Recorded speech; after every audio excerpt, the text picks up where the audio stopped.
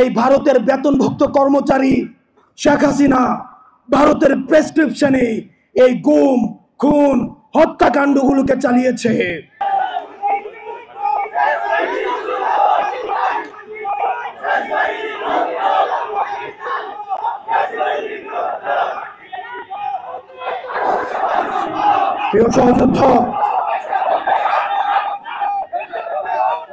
প্রিয় সহযুদ্ধ, আপনারা জানেন আমাদের এই পার্শ্ববর্তী দেশ এখন বাংলাদেশ যাদেরকে জঙ্গি স্বীকৃতি দিয়েছে তাদেরকে এখন পার্শ্ববর্তী ভারতে আশ্রয় দিচ্ছে।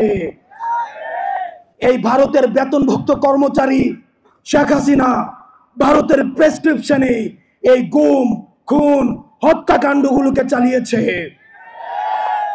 এখন আমরা ভারতকে বলতে চাই, ভারত যেন সেফ হাউস অফ টেররিস্ট না হয়ে ওঠে।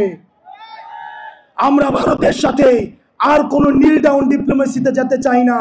নত জানুর কোনো ডিপ্লোমেসি ভারতের সাথে চলবে না। ভারতের সাথে সম্পর্ক হবে চোখে চোখ রেখে। আলমের রক্ত আমাদের গায়ে লেগে আছে, আহতের রক্ত আমার গায়ে লেগে আছে। আমার ভাই ইলিয়াস গুম হয়েছে, তাদের দুঃখ স্মৃতি আমাদের মনে আছে। তাদের রক্তের উপর দাঁড়িয়ে ভারতের সাথে কোন নত জানু সম্পর্ক আর হবে না।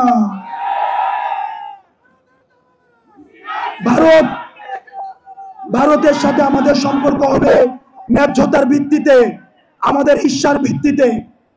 আমরা বলতে চাই, ভারত জঙ্গিদেরকে এখন আশ্রয় দিচ্ছে, জঙ্গিদেরকে পৃষ্ঠপোষকতা দিচ্ছে এবং গুজরাট কসাই আমার দেশে সাম্প্রদায়িক সম্প্রীতির লেসন দিচ্ছে।